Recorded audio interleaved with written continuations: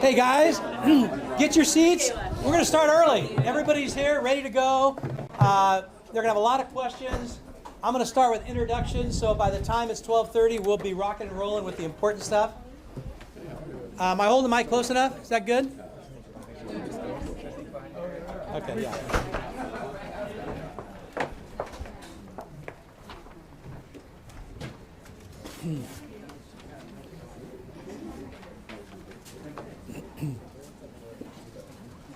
So I don't know about you guys, but I'm excited about this. So we're going to be doing the Lunch and Learn trainings on the third Wednesday of every month. We'll have lunch, and then we'll have a training. Most of the trainings I'm going to do, we'll get some help with other people as well. But this is going to be the best one today. This is going to be the best one. This is the one I've been looking forward to. I sat down, and Angie and I picked out 4 people we'd love to have here on a dream list. Every one of them said yes. Okay? And that was really exciting. And there's 3 things that all these guys have in common. First of all, they're incredible agents and incredible people. You know, how much you sell is not who you are. And these guys are not only how much they sell, but who they are. And that's why they're here. The next thing is they sell a boatload of real estate. We're talking about in over 300 transactions last year from this panel. And we have one agent that's pretty new that did not contribute as much to that. So that kind of gives you an idea. And then the last thing is they're willing to share their secrets with you guys. And I can tell you, as you know, the title says, success leaves clues. This is going to be something, if you don't take something away from this today, then your brain is closed. That's all I can say. So I'm going to introduce each one of these from my perspective, how I know them and what I know about them. Okay. First of all, and we're going to introduce them from the newest agent, as far as license-wise, to the oldest. So Mikhaila, I know really well. She's on our team. Yay, Mikhaila. So she's the prettiest, I'm sorry. Okay, I agree with that too. So Mikhaila is awesome. I met her when she was 23 years old, working at Lululemon, and said she wanted to go into real estate. And I thought, probably not, but you know what? We'll give it a try. We sat down with her, and after she got her license, and I said, first of all, how many people do you have in your database? We sit down, and Angie and I do a path to success meeting. If they don't have a path to success, they're not going to be successful. So we sit down with that. The first question we ask is, how many people in your database? And she goes, what's a database? Okay. And she didn't know what snail mail was. She didn't know what a database was. She didn't know what facsimile was, but it's okay.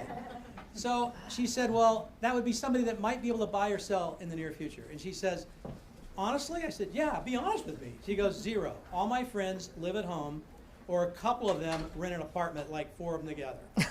I said, okay, well, if you don't have people that you can put on your contact list, we have some new contacts. So from now on, it's not your friends that are your contacts, it's your friends' parents, okay? And not only that, your parents' friends. So that's your contact list. She started going out and doing pop-bys 4 times a year to these people. And there's a lot of other things she's going to share with you with secrets. But first full year, over 100,000, made our annual trip. Second year, 200,000, over 300,000, almost 400 last year. Every year she's doing better. Her and Matt, who helps him as well, he's a fireman engineer, he helps as well. They're off to a great start this year. So welcome, Mikhaila. Okay, Beau is next. Beau has been in real estate since 2014. Before that, he was protecting our freedoms and doing a great job with that. And he got out of the Army and had to get to work, right? He's got a family. So as he decides what he's going to do, he says, real estate's what I want to do. He had his passion to do that. So he gets out of real estate, or gets out of the Army, goes into real estate, immediately has to start making money, starts holding open houses every day, all day long. First year, 24 closed sales. First year. I mean, you talk about a guy who's driven. Since then, it's gone beyond that and beyond that and beyond that. I first met Beau at an Inman conference 4 years ago. I didn't know him. I'm positive he didn't know me either. But we had common friends and stuff. We got together, had a meal with he and his incredible wife, Katie. Got to know him better. And he is an amazing guy. Not only does he sell a lot, he's an amazing individual. And he signed on as a shareholder here a few months ago. And we're excited to have Beau, okay? Woohoo! So next we go to Jordan. Jordan has been in real estate since 2012. I knew of him a few years after he started because he immediately started doing well. I knew his name, knew he was doing really well, but didn't know him. Just knew I didn't know he was that incredible person, but I knew he sold a lot. But then we were on a panel together a few years ago, and I got to know him a little bit then, and I liked him immediately. The people that know him already, you know why you like him. The people that don't, you'll know why after this meeting. He's just an amazing guy. At the end of the panel, they asked me what my future goal was. I said, I just have one, and that's one simple goal is to get Jordan to come to Regency as a shareholder. Now, that was a few years ago, and it took a few years of persistence, of meetings, connections, and things like that. Amazing guy. We're so happy that he came over to be a shareholder in Regency in November. So, and by the way, one more story. Sitting at dinner with Tom Richter and his wife and Angie and I about a month ago, and he says, hey, I really want to meet Jordan and connect with him. He'd already met everybody else in the panel. I want to meet with him and see if we can try to get him, on a legacy and stuff. And I said, oh yeah, I can introduce you. And he goes, I'm looking. So he pulls his app out and he goes, in the last 12 months he's done 103 sales. I said, okay, great. I didn't know that. I just knew he did a lot of real estate. He goes, I'm going to talk to him. So we put them together. So a little bit about him. Now John, totally different with John. I've known John the longest of anyone up here, actually. He's been a shareholder at Regency for a long time. Now, John is the quiet kid that sits in the back of the room and doesn't say much, but when he does and he says something, it's brilliant. Now, I knew John was really bright. I liked him for years, but I didn't know how much he sold. I knew he did pretty well, but I never check. I've never checked anyone's production in my whole life. People have to tell me how much somebody sells. And so I got a list this year because we were starting to do some recruiting for Regency, and we got a list of the top people in sales in Orange County, and John's name is on that list for top sales in Orange County. I said, this is a guy that doesn't brag about anything, doesn't do anything. He just goes out there and sells. So then I started watching the sales board, which I usually don't do. And his name is about every third person up there, okay? He goes all over the place. I talked to Sally, who is also is a shareholder with John, and says that his clients absolutely adore and love him. I was hooked into Apple TV, and now it's off. I can't get it to hook. I'd like to introduce and please welcome John Sertivan. Yeah. Okay. Oh, shoot, now I gotta go. Yeah. Okay, so now we get that stuff off. Let's get Angie up here. Let's get the good stuff going. And I think she's going to tell you the whole kind of format and program. And here we go. What Wi-Fi are you connected to? All righty. So we're going to use this mic to do our questions and answer. It is so awesome to see your smiling faces. And actually, I'm seeing a lot of smiling faces out here. I thought we'd have a massed audience, but it's nice to see the smiling faces again. I had a nice screen I was going to show here, but somehow it's supposed to be Apple, and it's not there. But at any rate, we'll go ahead and get started without it. What I was trying to do is we, every year, will run stats as an office and kind of see, as you do your closing reports, you say where your source of business was. And I love to look at those pie charts. And Kelly was awesome about getting it out to me just yesterday, so I have the updated stats. But it never ceases to surprise me that every single year, if you combine the social sphere with repeat and referral business and family, I always put those all into one category. We break them down. But that when you combine those and that becomes your sphere of influence, basically, we do around, well, this last year, it was 79% of our office's business came from people we already knew that liked, knew, and trusted us. Huge. There's another big percentage there, and that's the geographic farming. We've always been a strong geographic farming company, and with that, we were at 16% last year, and we've dropped down to 10%. So we're losing a little bit of our hold in the geographic farming. But bottom line, those two categories, 90% of what business we do here as a company. So I know there's a lot of buzz about doing a lot more internet marketing and stuff, and that actually did grow by 1%, internet leads, but it's still only 3% of the business. And so it really is huge that we work in our sphere, and geographic farming would be the second one there. Well, today we're going to hear from these guys, and there was a surprise that came to me with a few of you guys that have built the way you've built your business and where that business is coming from. So the truth of it is you can develop your business in a lot of different ways in this industry, as long as whatever you do, you take it and do it the biggest and best way possible. And that's what these guys are going to share with you. So I put out to a lot of people asking what questions they'd like for this panel. So I've put together a lot of those here. And one of the things that is at the top of everyone's minds, and I want to pose it to all of you first, is what do you do for lead generation? Where does your business come from? And basically, how do you prospect? So you can kind of combine that into one answer. Here's my chart, finally. Thank you, my dad. So, Beau, why don't you start? You got the mic there. You guys hear me right? So I think lead generation is probably the most important thing we can do. And so before we go out into the world to go sell real estate, I think we got to understand who our brand is. If we don't have a brand, if we don't have an identity, you guys can't hear me? Okay, the mic is just for the video camera. Should I so stand your up? voice is your voice, and we'd love to have Can you I stand? Yes. Okay. So you guys couldn't hear me. I think before we go out and do lead generation, we have to understand what is our brand, who are we going to be out here in the marketplace, and what's our kind of niche going to be. I think the problem in real estate, as we all know probably, if you don't know, you're going to find out, is there's so much to do. There's so many ways to get leads. So we could get overwhelmed. We could do internet, we could do open houses, door knocking, dropping, flyers, farming, the whole thing.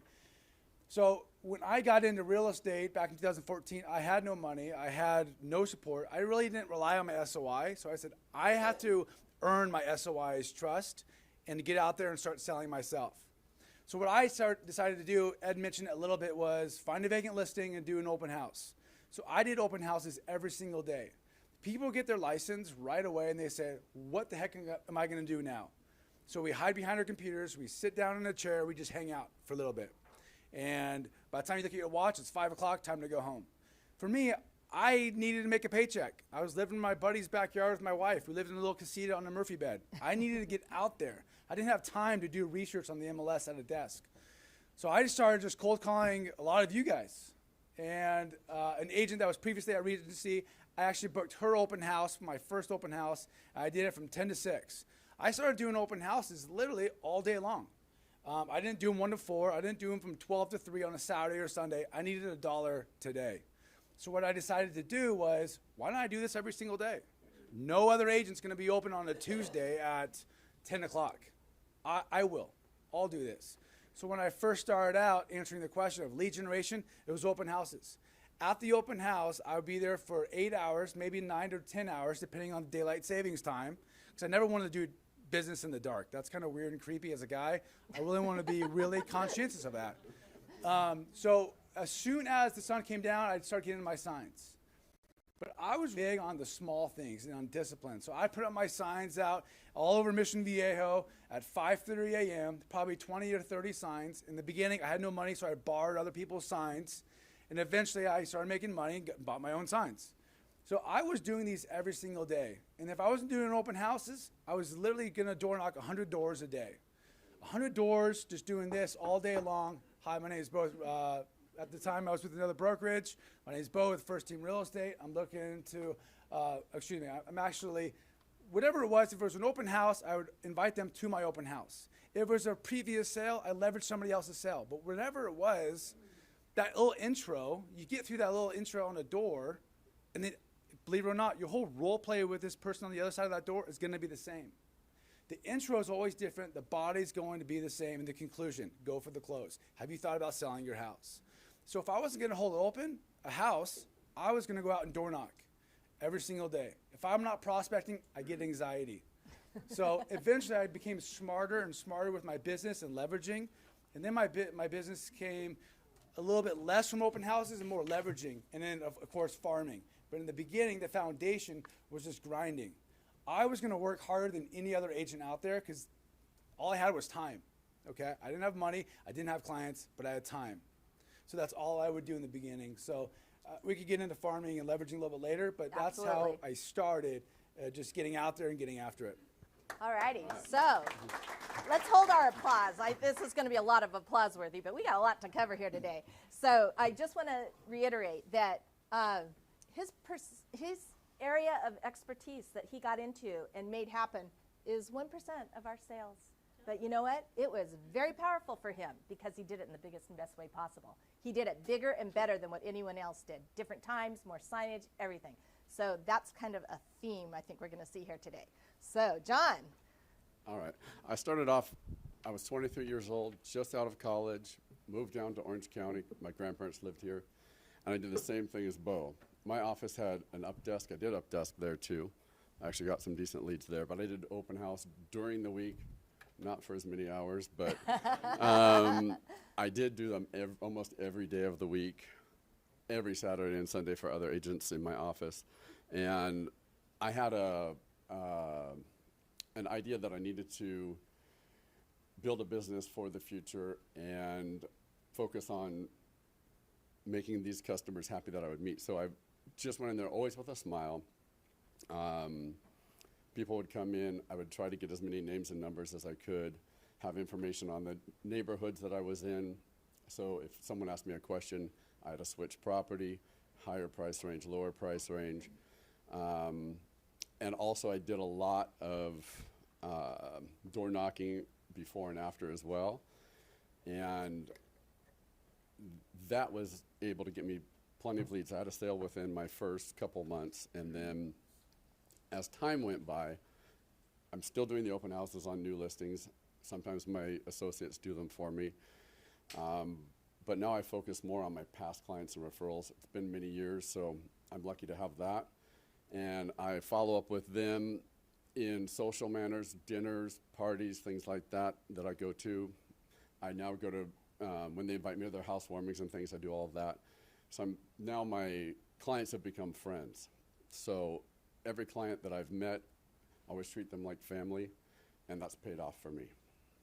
So that's it. Excellent. So what I hear you saying is that you're not lucky that you get to work the business that way. You've earned that you get to work the business by referral now. So you've earned that. Jordan, thank you. All right, well, I guess I'm going to be a little redundant here because I also started my business with open houses. I found cold calling I did not have a whole lot of success with. I did a lot of door knocking. It wasn't really my thing, but I just found I felt really comfortable with open houses. And I feel like, I mean, again, I didn't do it quite to Beau's level. So props for the, the tenacity there. But I mean, what other business can you just go put up your signs and like you have an office in someone else's home and clients just come to you? I mean, it's an unbelievable opportunity. I think two kind of unique things I did with open houses that had a big impact. One, same idea, just really, really educated myself on the area. So I would always have an open house board at the property, and I would have recent sales, I'd have comparables in the neighborhood, I'd have a little bit of information about, my value proposition, my experience, information about the schools, I'd have some inside track stuff.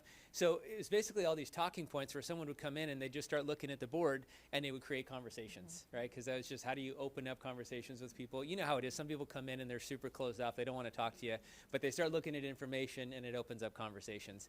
The second thing I would do, you probably can't do it today when you have 30 to 100 people through your open house in 4 hours, but early on when you have 6 or 8 or 10 people through, I would go and learn maybe 2 or 3 other actives in the area, hopefully vacant, which, early on, a lot of vacant homes back in 2009, 10, 11. Or I would actually find even a home that was occupied, I'd book a showing window of like an hour, hour and a half. So if I had someone come through the open house that I really connected with and felt like, wow, this could become a client, I'd actually put a sign up at the open house, be back in 15 minutes. Oh.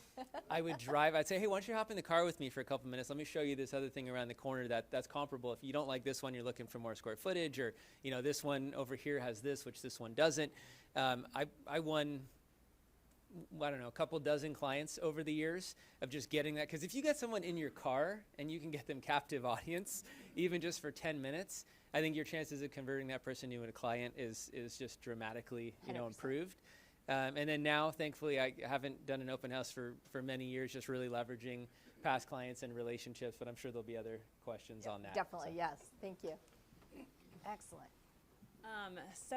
We've definitely built a lot of our business the same way, doing open houses. We've probably had a different spin on it, so I'll share that. So what we would do is we would write out on notepads like a handwritten note that said, please come to our open house this day, this time, and we'd pass them out all throughout the week. before that weekend. So then anyone that would come through, of course, like anyone, I would try to find out as much about them as I could, find out if they were a neighbor that was invited or if they saw it online or how they heard about it, get to know them. What else we would do at our open houses is we would do drawings. So I would do like a $100 gift card to a nice restaurant that was local. And so I'd get their information that way a lot of times. Or if I just got their name and we had a friendly conversation, I'd write it down immediately. So then after the open house, what I would do is I would sometimes, I would give gifts to everyone that would come to the open house as a thank you for coming by, and that just blew people away. Not at the open house, but you delivered it to them Right, later. after the open house. So any way I could get, you kind of just become this detective. Like I'd look up people on Facebook, Instagram. I would like find them, and I'm like, okay, yeah, and then what else I would do? I would go on Title, and I'd put their name in on Title, and I'd find their address, and I'd write them a handwritten note and say, thank you so much for coming to our open house. It was so lovely talking to you, talk about whatever we talked about, and I'd drop off a gift. Which often was a pop-by that I was doing to my social sphere as well. But that always blew people away, and then I would put them on my pop-by list. So that's a big way I built my database, was just through, and people are just blown away by people that work hard and are generous and just friendly, not pushy, but just asking the right questions and getting to know more about their situation and then learning how to convert that. And then the other way we built our business is through pop-bys, like what Ed said. We do 4 a year. We try to hit about 75 to 100 people 4 times a year with a small gift. And I brought the one we're doing for Valentine's Day, so my husband Matt's here. He can pass it around and show you guys what we're doing. Some of them we do consistently the same gifts every year, and then others we like to mix it up a little bit. But yeah, you guys can see that if you want. So that's it. Excellent. So one of the things I'm hearing is that when you guys did open house, like Jordan, you jumped in the car with them because you know that the value of getting them right then is so important. You followed up and shut up at the doorstep. No one's ever asked, how did you get my address? No one. I'm always like, they're going to ask. They never ask. But as I recall, your first client came from that very thing, or Yep. one of your very Yeah. early, if not your first. Yeah. Totally. So I want to ask, this wasn't even on my list of questions, but you guys all did open houses early on to start. Some of you are still doing them today. How important is it, and how to get, when you're at an open house, are you trying to get names and numbers and contact? Are you trying to get appointments? Kind of tell me what the best conversion is there. Should I just start here and pass? Sure. So at an open house, I think for me, I try to do both. It depends on the person. I'm trying to read body language and cues and connect with kids. I'm trying to pull every trick out of the hat. So sometimes I can close for the appointment right away, but usually I am a little bit, would you like to enter this drawing for this incredible restaurant? Try to make it a little more organic and create more rapport and conversation before trying to close for an appointment. So I'd say I'm more heavily focused on getting information, and then I wow them with the follow-up, and you won the gift card, you were the biggest lead at my open house, and that sort of thing, and then they love me. Yeah. I'm telling the second part. So Randomly won. Jordan. What was the question Well, again? kind of. I know. It was a little weird the way I posed it, but how did you connect to get people to become clients? Because it doesn't work just getting contact information. You follow up with that. What was your follow up to get them to become? Who clients? here knows the acronym FORD? Oh yeah. This is old school. Can you anybody shout it out other than Angie? Just shout it out. Recreation. Yeah, this is like back to the basics, but I literally I just remember Ford. Just remember Ford. Family, occupation, recreation, dreams. And I would say I would talk to people 80%, it was just getting to know people. Because I think if you come from curiosity in this business, you will have success. What is people's first kind of defense that goes up when they walk into an open house? Who are you to them? Salesman. You're a salesman. You guys ever walked into Nordstrom and someone comes up, can I help you with anything? What's your immediate gut reaction? No. Piss off. Right? Leave me alone. And I think that's the reaction that people, so I was so aware of that because I've been on enough timeshare presentations. Most people don't like salespeople, right? So I would just ask them questions about themselves, right? And so it was like 80% of the time was, tell me about your kids and your job and why are you looking for a home? Why not rent? Like what is it that's causing you? How long have you been looking for a home? What are you looking for in the market? Why is this area important to you? Are you open to other cities? Well, what about this property? Have you seen this one? You're just trying to get to know who they are and what their motivation is before you start talking about real estate, right? Because ultimately, people want to work with who they like and trust, right? So building rapport is everything. And then it should be bigger, but yes, they also want to know you're a professional, but it's not as important as them liking and trusting you. We see that by, sometimes, true. right, out in the industry. So yeah, you gotta earn that rapport, and then the professional part, it's got to, you're not standing there spelling out your resume. You're asking questions, and by the questions you ask and just the dialogue, you're showing them that you know what you're talking about. So. My goal is just to get people to let their guard down, because they do walk in the front door and they want to see the house. They don't really want to see a realtor. Like sometimes some agents have a lender and another realtor or 4 realtors in there in an open house. They don't want to even see one, let alone 2 or 3. So I just try to use my personality to get them to open up, smile, laugh, and usually they'll get comfortable. I can get the name, number, email.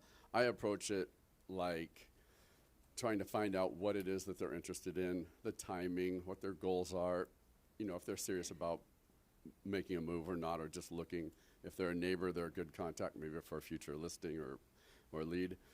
And if I get the email address and they want more information on the area of the market, I'll send that. Or if I have ideas of other listings, I just tell them, you know what, I'm not going to stalk you, I'm not going to bother you, except for if I have something that you're interested in. And they usually appreciate that approach, that, okay, this isn't a guy that's going to be hounding me, and spamming me with emails. So I just take it very easygoing, and it works out really well. I gotta stand.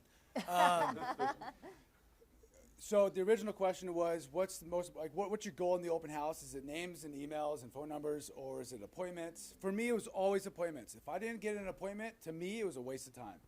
I don't have sign-in sheets, because if I don't want it done to me, I won't do it to others. If I go walk into an open house and someone says, please sign in, I'm not going to sign in. If I do, it's going to be like just scribbles. It's not going to be legit. It's just my personality. So for me, I don't do that. I always believe I got to earn their name and number. And the majority of the time in my open house, they're going to give it to me. Now, if you're not strong in your role play, meaning what Jordan was talking about asking the right questions, you're not going to earn their trust. I have 3 little ones at home, a 4-year-old, 2-year-old, and a 1-year-old. And my wife and I are looking for a house right now for ourselves. And when we go to open houses right now, literally, if it is an open house, Katie will go first, she'll come back, and then I'll go, because our kids are in the car. And so we only have a certain amount of time. And I know that. I want to be sensitive to other people's time. I'm not going to ask where the kids go to school. This is just me. I know it's very different. I'm not going to ask what they do for a job. I have clients today, reoccurring clients, where I don't know what they do for a living. Don't send this out there. But my goal is I'm going to stick to real estate and only real estate, okay? How many of you guys have an attorney or a CPA, and what do you know about their personal life? Maybe not that much. I want to keep this job very professional, okay? That's just my image, what I talked about earlier, my brand. I want to keep this very professional, and to a degree, I'm going to keep it to real estate. Now, of course, I'm not going to be a robot and a weirdo, but at the same time, I want to stay on track. My client's goal is to get a home. A home is very important to me. Coming from a single mom with 5 kids, a home was always my dream growing up. I always wanted a secure home.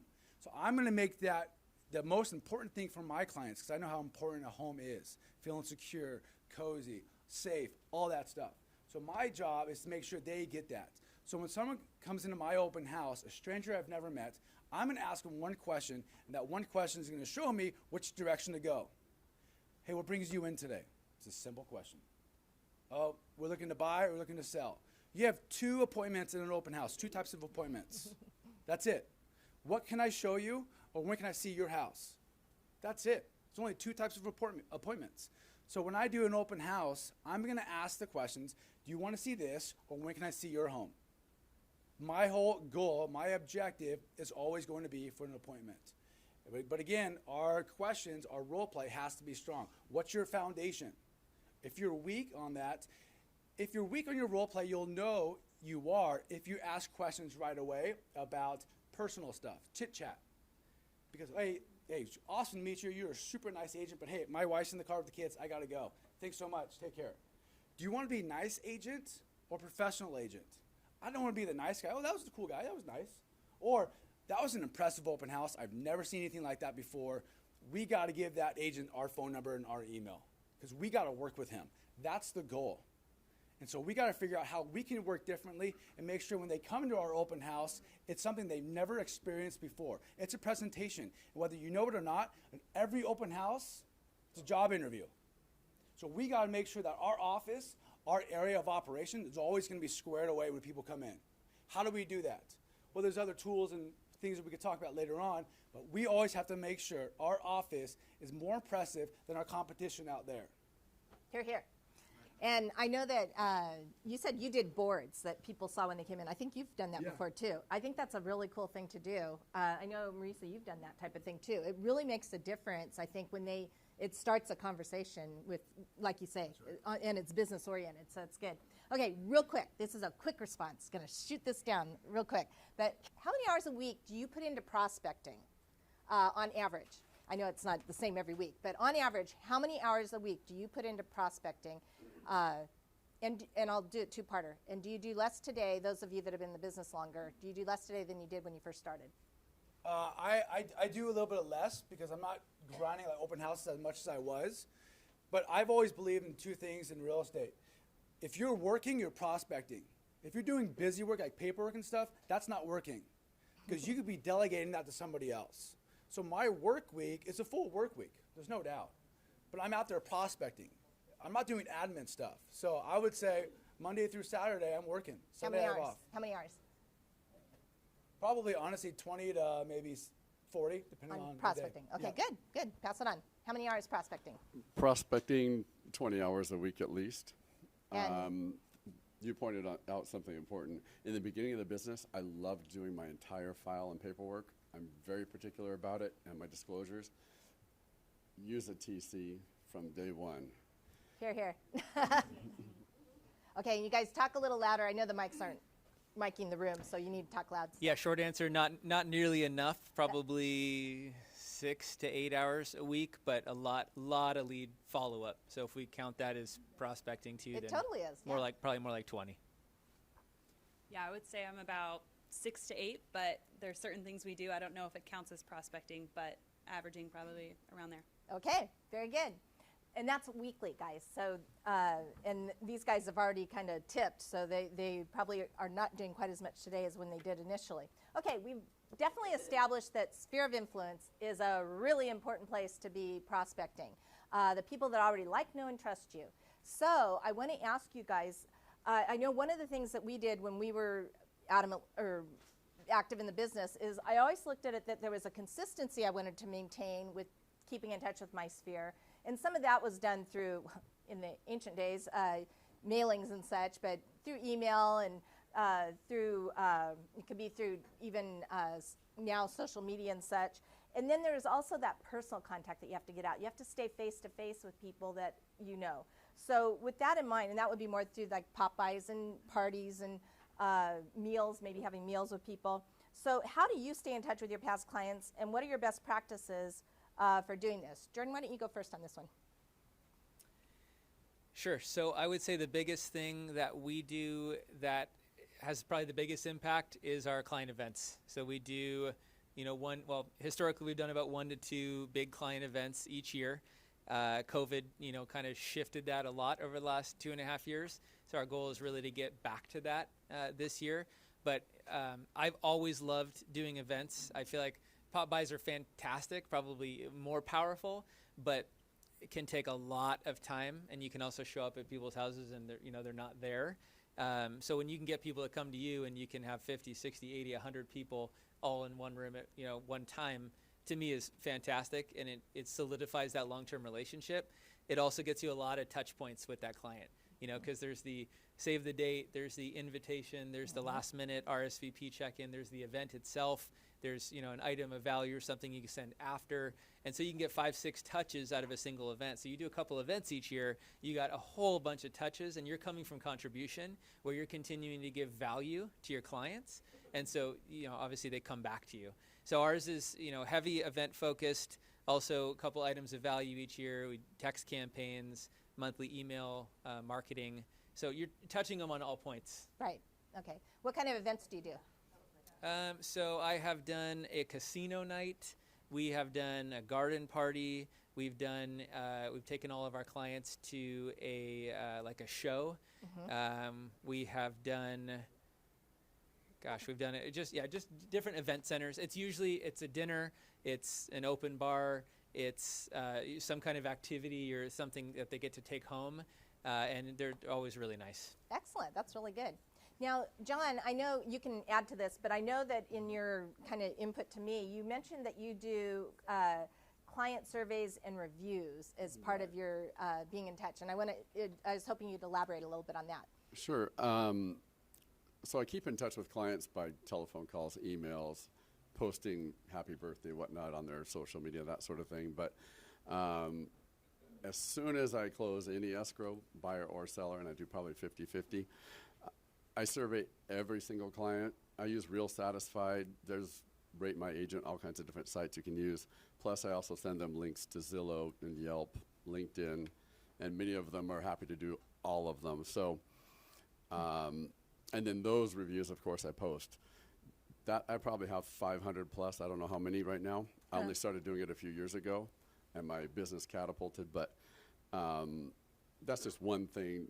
I get to see how I did, and they like it, and that it creates a little bit more rapport, and they feel good about doing something for me that way. But that's just a one-touch thing. Yeah. So from there on, it's just being social with them, treating them like family and friends after the close. Excellent. I still have clients 20 years later that call me when they're going to remodel, ask for referrals and ideas. Yes. So. You become their everything. Yeah, that's good. Very good. Oh. I think for me, it's very different. They're gonna my past clients, my sphere of influence is only gonna get an email from me once a week of what I'm doing in my production. They're gonna get a flyer from me once a week of my production, and lastly, you're gonna get a notepad from me every quarter. That's it. My whole thing is I want to make sure people know I'm out there, I'm selling, and that's it. No events for me. All righty. And Mikhaila, sorry, I started with, just if there's anything you have to add. You've already talked about your Popeyes. Is there anything you do more with your sphere? If not, don't worry about it. Yeah, I think I've already elaborated on it. Okay. Popeyes.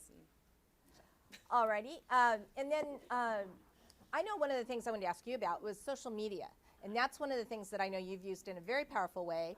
And that's a soft way to, or kind of I call it passive and active. Active would be getting out there face to face through a party or a Popeye, that type of thing.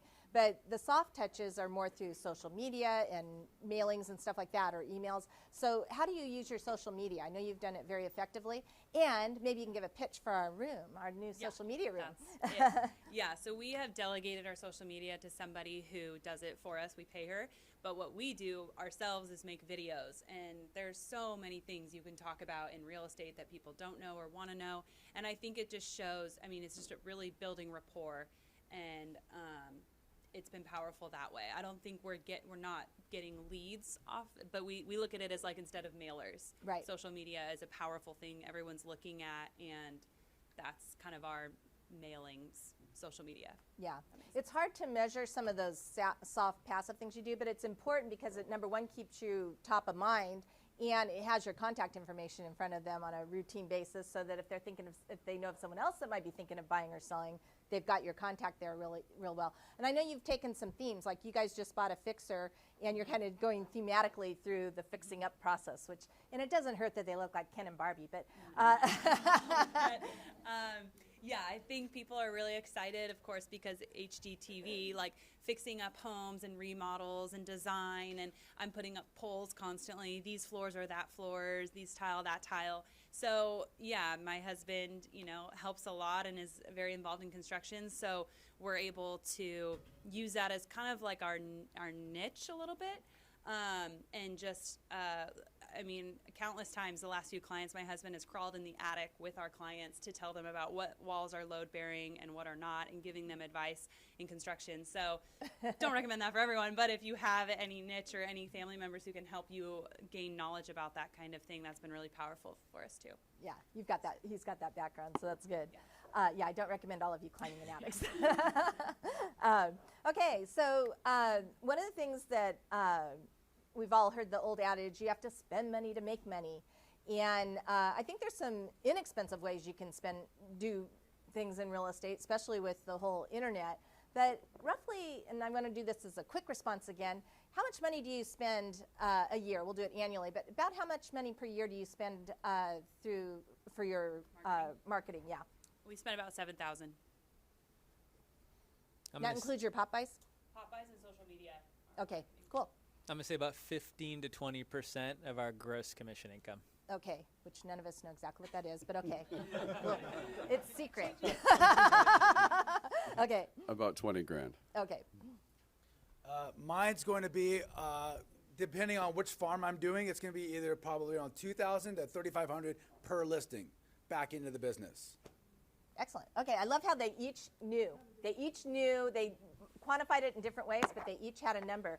And do any of you pay for leads?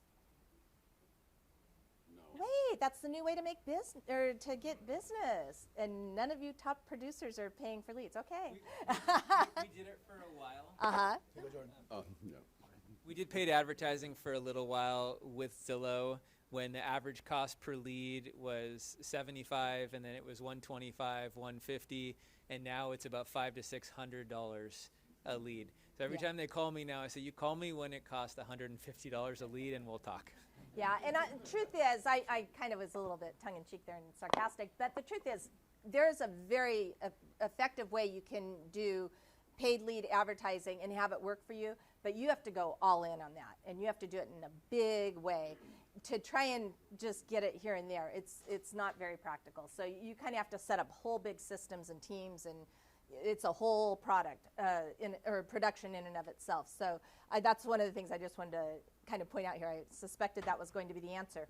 Okay, let's get a little bit into presentation, because you know what? We all have the exact same product to sell out there. We've got our multiple listing service, and we all have access to the same product. It isn't like if I'm selling the most perfect widget and then another company comes out with a better widget, and all of a sudden my sales drop. We all have the same product. The difference is us. It's you guys. And so I want you guys to share a little bit how you present yourself and what makes you stand out and be unique. Now, I know you guys are all very humble, but for this question, I want you to step away from your humility and just kind of share what sets you apart. How do you differentiate yourself from the other agents, and what do you do that most agents don't? It's already starting to come out, but what most other agents aren't willing to do. So who would like to start? I'll go. Okay, John. In my presentation, I just make sure my clients know that I do something or offer a level of service that other agents most likely won't. I know a lot about construction. I grew up, building houses and doing stuff with my dad. And when I look at a house, I first walk through the house when I get there. And I tell them I'm going to make suggestions in the presentation that might get you a higher net for your property. And you can take those suggestions, not take them. It's not offensive. It's just my professional opinion. So I walk through the house. I make a list of things they could do. I offer the service of having my contractors, painter, whoever, do the work and oversee it for them. I give them a sales price that I would project after doing these types of things, or if they don't want to do any of it, I offer different levels of staging that I have different people that will help me with. And I make sure that they know that I will be the point of contact for them from start to finish and forever after they close escrow. There's not going to be another person that things are handed off to. I go through the contract, disclosures, everything with them. And they like the fact that I will be that person. So that's the added benefit when they use me. Right, excellent. Anyone want to share like what you might do to differentiate yourself to a That was a little bit more the Listing side. listing side, the buyer side. So on the buyer's side, I always let the buyers know that I'm not just going to put them on a automatic feed where listings get sent to them. I look for houses that meet their criteria. I found out exactly what it is. I do like having my clients in the car the first time we go out, especially because we get to talk about the houses. When I go see it, I can watch their eyes, their expressions, their comments, and I can see exactly what it is they like or don't like about a house, even if they don't say anything. So it's just being really in tune with what they want and showing them only things that are really going to interest them and excite them. And they like that because they don't have time to go through a lead every hour that's popping up on the market right now. And they want to know that someone's doing it for them. Right. Especially with the millennials who a lot of times I meet because they click on my link somewhere online and they want to go see a house. They don't know that what a real estate agent does. I had a first-time buyer, and after the process, they're like, I can't believe how much you actually do. They thought they just click a button, go see the house. They didn't know that an agent could go out and find a house, tell them about neighborhoods, show them different areas, explain things that you're never going to find out on the internet. They found that value. So that's my thing for buyers. Okay. Beau, you want to add to that? Sure. I think the question was, how are we all different? Right. Individually. And in a occupation where there's so many of us, there's so much product to sell, but there's not a lot of product to sell at the same time. So there's definitely competition, but there's plenty for all. So I've always said, if you don't know why somebody should choose you, then it's not going to happen. So if I asked you today, how do you work differently and why should I choose you as in my agent? If you can't answer that, then they don't know why either. So you got to know that answer. And so I've always believed, find three things that are going to help you with that answer. Because whether you know it or not, that answer is going to be your whole listing presentation or your whole buyer's presentation. It's going to be your open house presentation or your door knock presentation. Our whole thing, guys, is why should they choose us? I know my three things. What are they? My three things is discipline, commitment, my situational awareness. Now, if I'm going to be in combat, if I'm going to step into a firefight or whether in Afghanistan or Iraq, it's those three things that are going to get me and my buddies out alive. I have discipline, I have communication, awareness. Let's transfer that into civilian vocabulary. Discipline. The small things matter that we do. Okay? So however you guys do anything is how you do everything. Okay? If your car is messy, my wife hates it when I say this. If your car is messy, maybe your life might be a little disorganized at the end. But when your room and your closet and your car is squared away, you feel good. You feel organized. Everything's organized. I feel good to go. And probably accomplish more. So you're less foggy-minded. Okay? So All right. discipline in the workplace is key. The small things matter. Staying disciplined really opens the door to a lot of freedom in our lives. Number two, communication. Communication's huge. In combat, if you don't have a radio to call in for fire, call on your buddies, hey, this room's clear, or hey, we need backup for whatever reason, guess what? You guys are going to be screwed. That's where hostages, and that's where you see all bad stuff happen when the communication goes down. Communication's key. Now, vocabulary. Communication's key to our clients, and going back to first accepted, also communication to other agents. Don't be a hard-nosed jerk agent as a buyer trying to get your offer accepted. Do yourself a favor, be super cool and chill and relaxed with the other agents. Say, hey, what do I got to do to make this happen for your clients? For your clients, not yours. It's not yours. How can we make this work for your sellers? Because communicating with other agents and clients is key. However that looks. Now, I don't want to be too loud. If you guys write on my listing, and I have offers on the table with my listing right now, I swear to you, all you're going to know you need to get your offer accepted. If my listing's at $1 million, and my offers are from 900 to 1.5 million, you're going to know if you want that house, come up to 1.5. I'm not going to get a secret. And I tell my clients, guys, So all of us say, oh, I can't disclose it to you. Show me where in real estate law it says I cannot disclose a price to you. So I'm going to be huge on communication to other agents. I'm negotiating. I'm making my sellers more money. And guess what? Your buyers are going to be stoked too. Cool, we'll pay 1550. You got it. So communication is key, and then situational awareness. Knowing your market and knowing your stats is key, like Jordan pointed out earlier. Situational awareness is huge. Knowing body language with your clients and the market. Don't be a ding-dong. Be socially aware.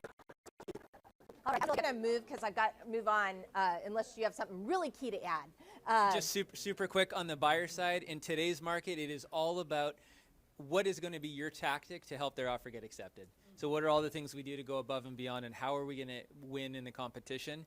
And for sellers, it's all about listing prep. You know, the idea of you can just put crap on the market and it'll sell because it's a hot market. Yeah, it will, but are you getting your client top dollar? Don't put crap on the market. Make it look nice. Do the listing prep before you bring it to market, and that's huge.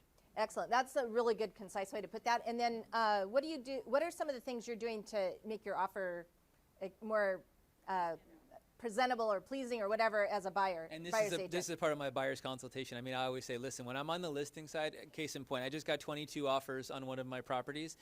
As usual, there are 2 or 3 agents that are beating my door down to get the deal. I'm going to be that 2 or 3 agents, right? Love it. That's a great way to put it. I love that. Okay, there's so many things people wanted me to ask, and I'm falling behind here. So we're going to move forward. Not everybody's going to answer every question. So time management and balance. As people get busier in the business, it gets overwhelming.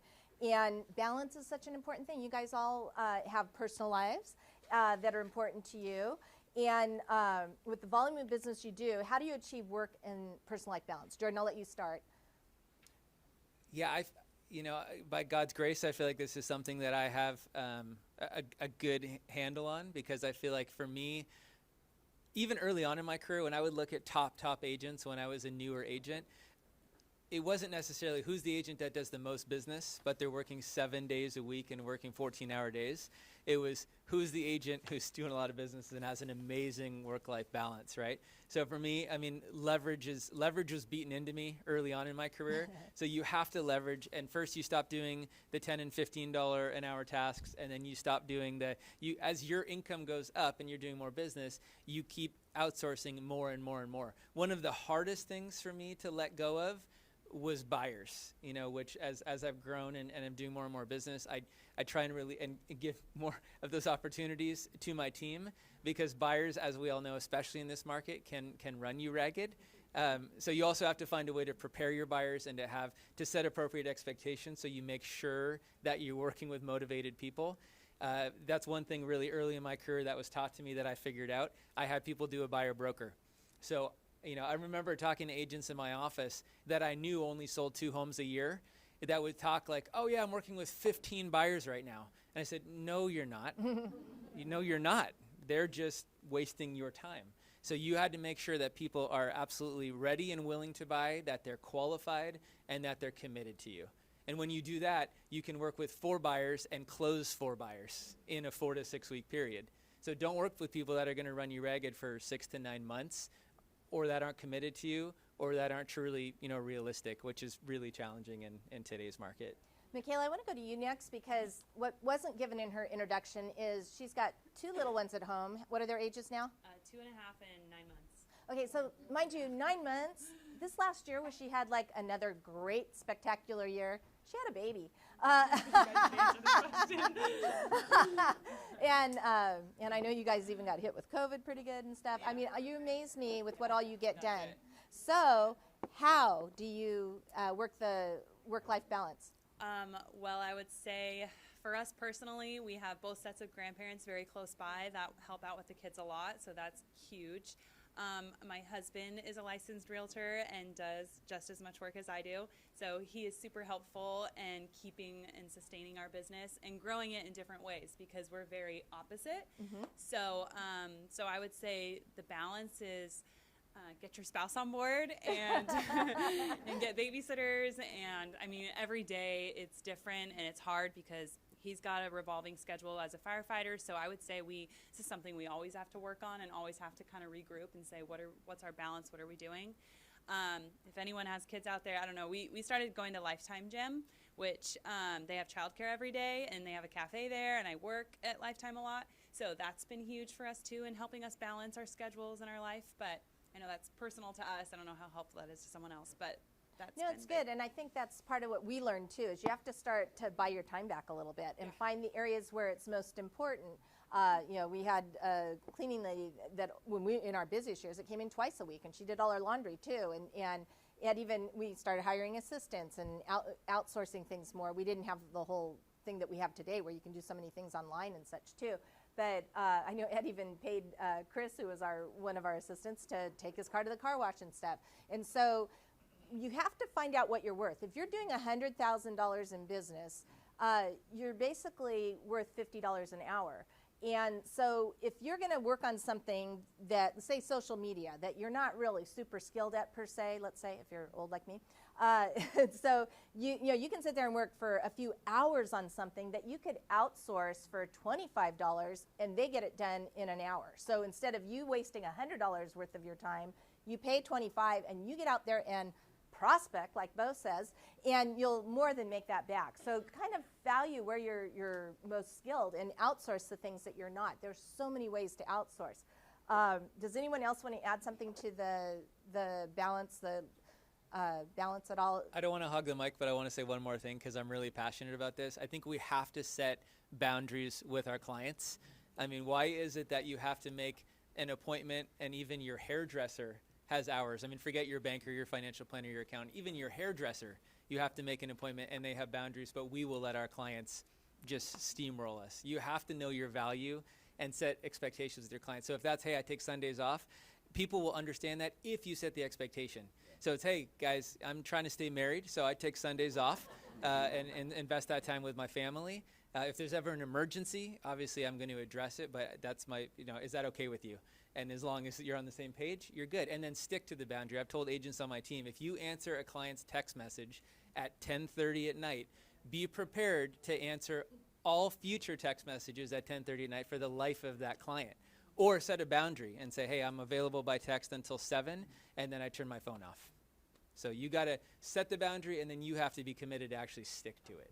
Excellent. That's great advice. And then I have a suspicion, I know most top agents have forms and checklists and things like that they go through. Do you guys all have stuff like that you've implemented? I'm seeing a lot of shaked heads, kind of. My PC Eileen does. Oh, okay, there you go. Or you have other people that get you organized that way. And that is true too. Some top agents are not organizers themselves. I've seen that. They're great people. They get out there and they prospect like crazy, but they aren't so much the admin people. They outsource that then. Real estate does not come on a conveyor belt, as we know. Sometimes it hits us in waves. I want to ask the two more seasoned agents this. What do you do when all of a sudden you get hit, John, with like a whole bunch of business at once and you got to juggle all those balls? Do you have any words of wisdom there? I work all night. Yeah, that is true. Well, the last 2 years since COVID have been extremely busy. I guess that's a blessing and a curse, but I actually started growing a team, so I'm able to ask for a little help here and there. Excellent. Which helps immensely. But I just work more hours, I work more efficiently. I work better when I have a million things thrown on my plate, so that's no problem. But having the help, being willing to ask for it, instead of, I used to just have to do everything myself, letting go of that was key. That's true. And that can be hard for people, yeah. Very you look hard. like you're one of those people. What about you, Jordan? My cog. No, just kidding. I'm teasing you. Yeah, I would just say necessity is the mother of invention. So like when I get to those, I think sometimes it's those really challenging times that you realize, hey, where are the holes in my systems? Where are the holes in the people that I have in my world? And those times usually will cause me to take some kind of action to make some kind of change so that when I find myself in that position where I am that busy again, that there's a solution. I like that, yeah. And that was one of the things we always say, if you're not getting better, you're getting worse. So you're always looking to improve yourself. And I have a feeling you guys are all that way, that you're always looking to improve yourself and, like you say, correct things as they happen. I think the other thing too is sometimes you have to give yourself permission to be out of balance. That it's just, and you have to ask your family members or whoever's in your life that please be part of this with me. I know I'm going to be a little absent in the next few weeks because I'm just jammed. And then I think too, when there's just too much to do, you kind of have to prioritize it, and then figure out what needs to be done first and foremost, and just work through your list. And like Beau would say, attack. Okay. So you guys have touched on outsourcing. What parts of your business do you outsource and how? And what parts of your business would you never outsource? So Beau? Face to face, I'm going to be in person. I'm going to do that with my clients. Every listing, I'm going to be there. That's kind of it. Excellent. I don't have to be anywhere else. You really don't. You have TCs that can help you with your transaction. You have buddies or colleagues that can do inspections for you if you got to be there. But listing presentations, I'll always be there. I agree, of course, listing presentation. I make sure that I handle, of course, making the offer, doing all the paperwork, going through disclosures, sitting down with the clients, and going through every line of a seller's property questionnaire, TDS, so they understand it, it's filled out properly. Having the TC get everything signed, making sure the file is complete, that's key. But you have to be there to go through the disclosures and make sure everything is disclosed and they understand what those questions are. I think that's most important. Everything else, even I try to attend all home inspections and that sort of thing so I can know hands-on what the repairs are. But if I have to have an assistant go there, I'm okay with that now. But I try to be there for all of the really, really key parts where you could prevent a lawsuit or any other issues, or a client being dissatisfied, or another agent looking at your disclosures or your contract and going, oh, they missed this, missed that, and you look unprofessional. I think that what you guys have both said here is crucial. Don't outsource the client contact parts, the touches with your client, and especially, like you say, delivering that concierge 5-star service of really making sure they understand all the paperwork and all that is really key. And those things are what build the referral business and the future, them coming back to you and stuff, because you've taken such good care of them. And all the behind-the-scenes stuff, you can outsource a lot of that. I'm going to, unless you have something specific to add, you guys may, but I want to ask you guys, another way you can outsource is through technology. And what is your favorite time-saving app or application or something that you might use? Jordan or Mikhaila?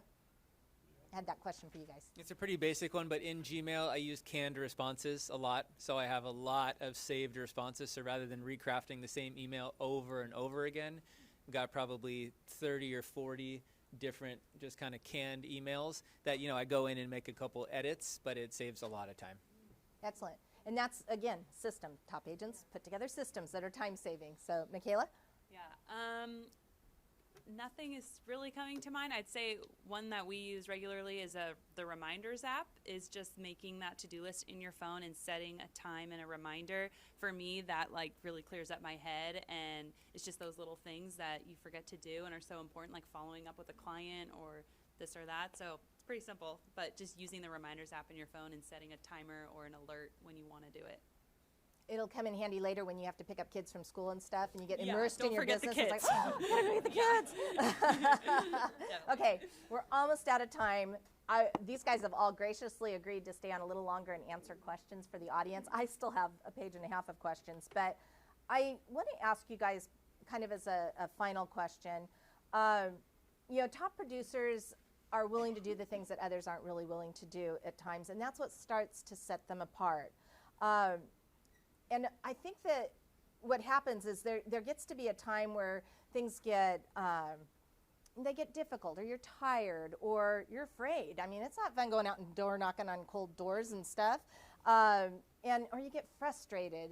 The market, you've got a buyer and you just can't get your offer to be accepted and stuff. You get frustrated, and sometimes it's really easy just to want to stop or not do it, not follow through with what you need to do.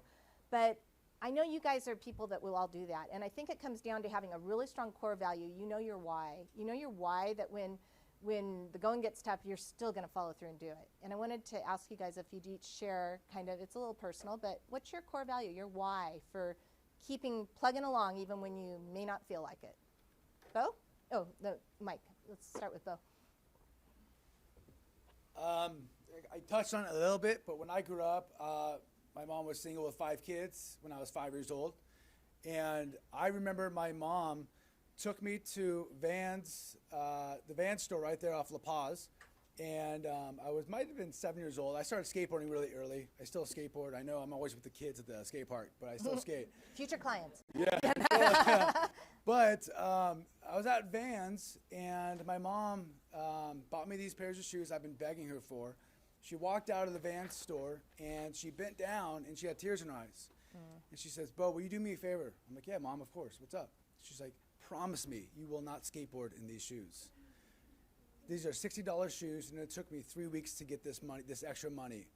So please don't skateboard in them." Because my shoes always had duct tape on them. And from skating so much. Now, I remember that so vividly. And I remember people used to give us presents for Christmas. We had the free lunch program at my school. I remember that. And that's so close and dear to my heart, feeling poverty. You always hear people say, "Yeah, we were poor growing up, but we didn't know it. We had such a good time." Well, guess what? I knew it, and so did my siblings. So we always knew we had no money. We laugh about it now, but we always knew it.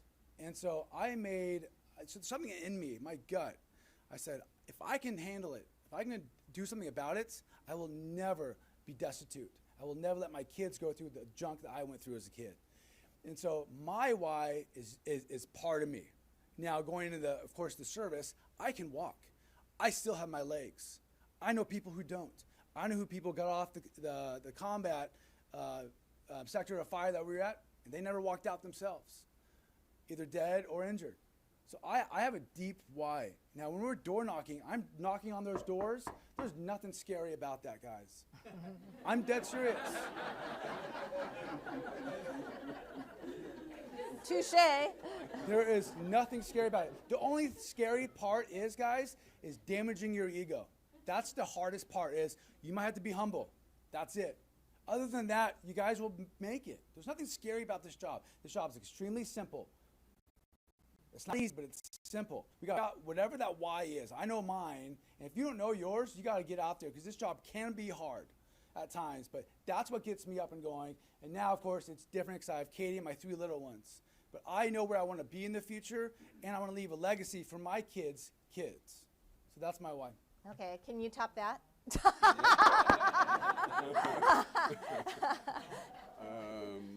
Sorry, I started with you. I don't have a lot of fear about anything. I just go into every day with a positive attitude. A little rejection, that's okay. It's one step closer to a yes.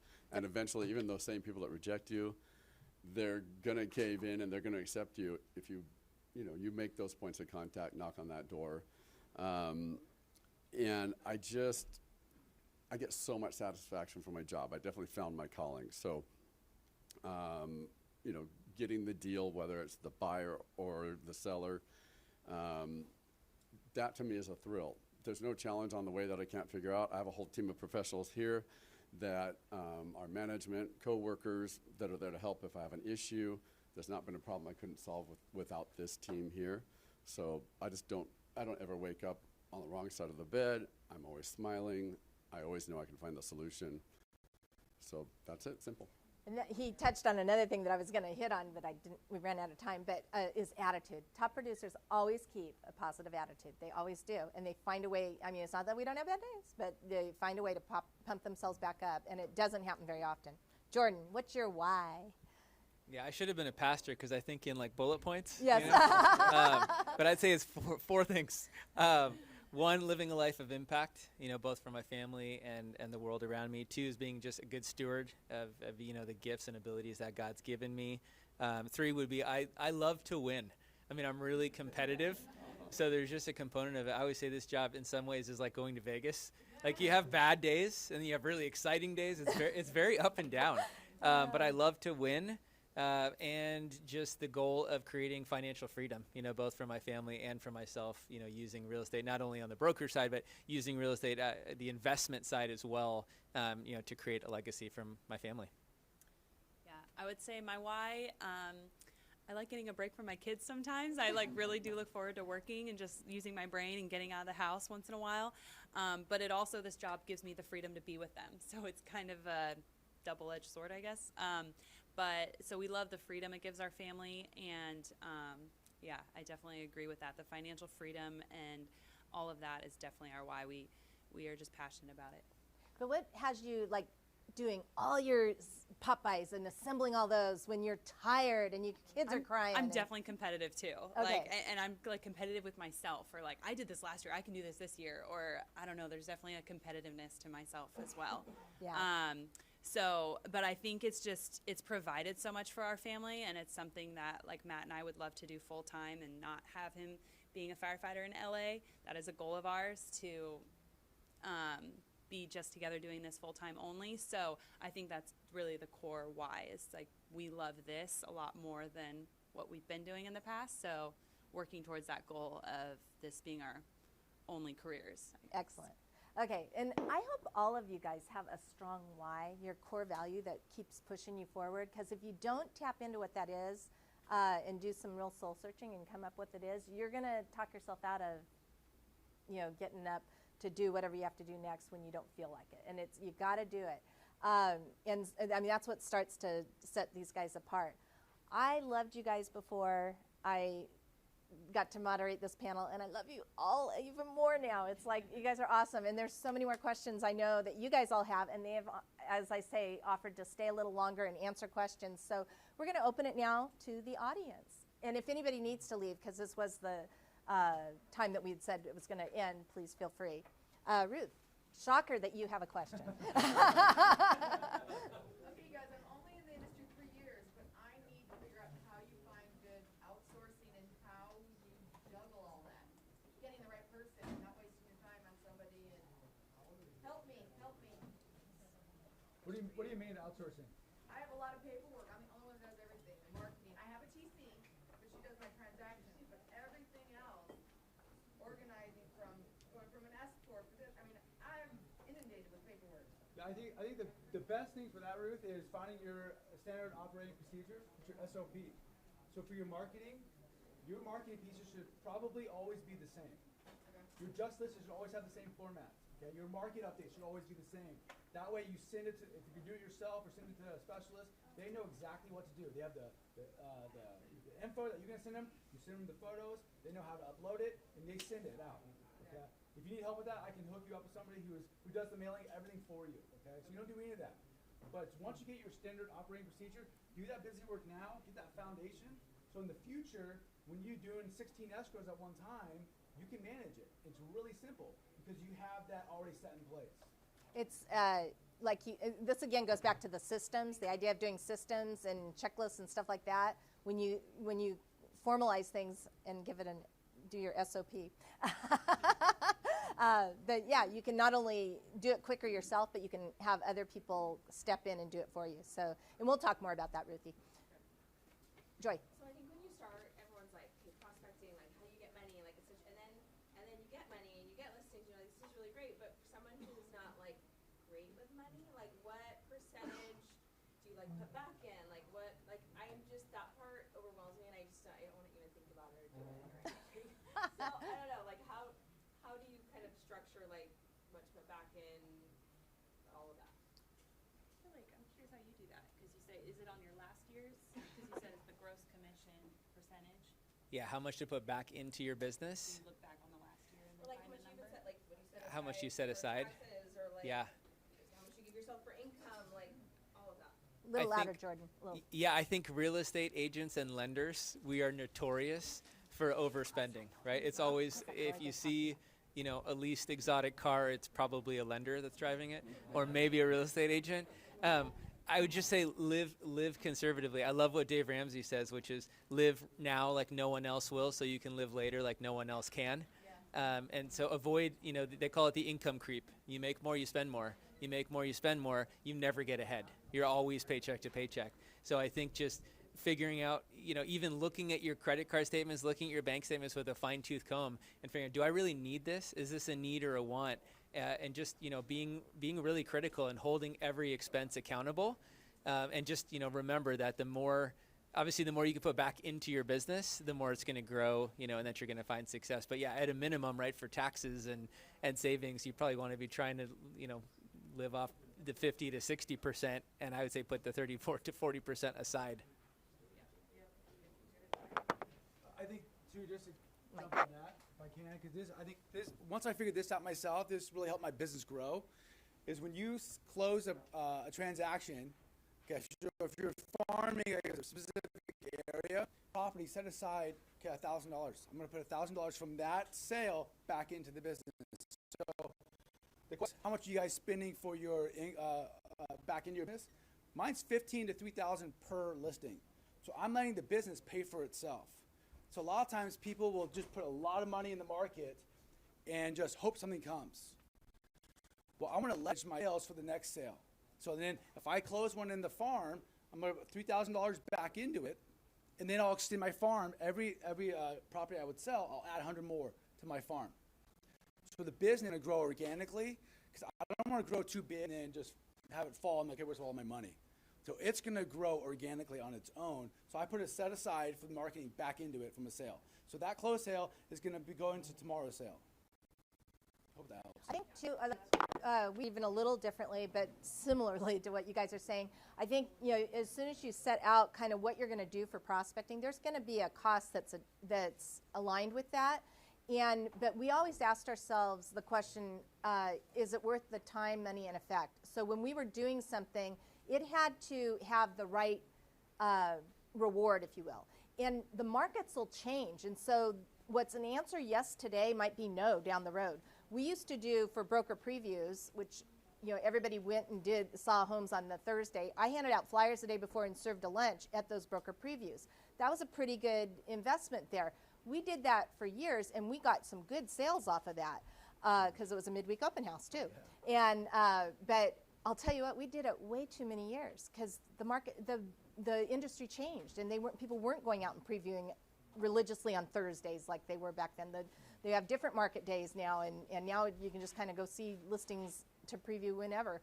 And so it lost its effect, and we didn't change that. So I think you constantly have to be reevaluating time, money, and effect. But if the money needs to be spent, you kind of have to find a way to spend it, or find a way to get it. So you need to maybe cut back on personal expenses. And early in the business, we did do that. We'd cut back here to be able to invest over here because the business was building for our future. So other questions? Yes. So for new realtors, my question would be, how do you set up your week when you're learning? There's a language of real estate, obviously, when you're going to open houses, let's say, and you're hitting it really hard, but you want to know what you're talking about. And I know there's an element of you just got to get in there and you just kind of got to learn as you go.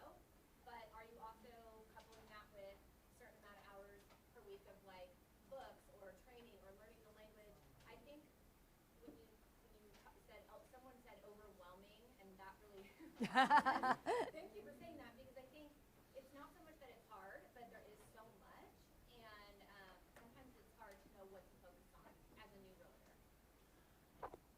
I know when I started, I was just a kid and I had to fake it till I make it, right? But I just went into it acting as if I'd been in the business forever, and really nobody questioned it. But the way I did that was, at that time there was a lot of broker caravans and that sort of thing, so I familiarized myself with the territory, so I knew, what houses were in what track price ranges, this and that, in all the cities that I was focusing on. So that knowledge helped out a lot, especially at open house, when you have a switch property for that open house in different price points, since people come into the houses, usually can't afford the one they go into. That was really important, but let's see, what else? I think that's about it for me. I just had to really, really concentrate on knowing the market so that people had confidence in me. I think that's something that newer agents don't do as much, is learn the market, learn the territory, learn the floor plans, the inventory. People aren't learning that like they used to. It's like you really can go out and preview. Well, They wanna maybe know another that day. It's not you so know much. more than Zillow and Redfin know. Amen. You have to battle that.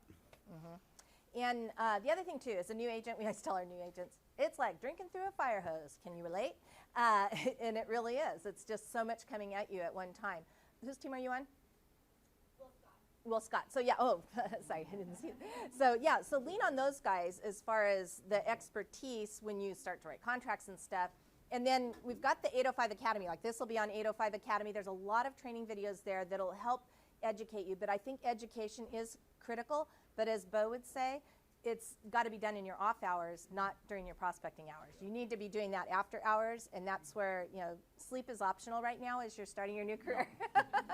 But, you have to pay your dues. Can I touch on that? Yes, please. So I think with new agents, and I've told this to my new agents before, is this job, again, is very simple. There's so many theories, there's so many things that we got to spend our money and try to learn and be experts at, just like everybody else is in this room, okay? So John's right, you kind of have to fake some things, 100%. Just have that confidence. But I think the key here is knowing how to act, okay? You have confidence when you know what to say and how to say it. So does anybody have a hard copy of the new RPA with them? Anybody have a hard copy? I don't know why you would. I was going to say, they have those? But just in case.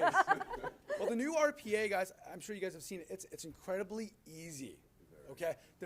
There's really probably maybe 2 or 3 pages you have to know. Everything else is just definitions, right, and disclosures. Am I right? You study those 3 pages. I promise you'll know what exactly to ask, whether it's a seller or buyer.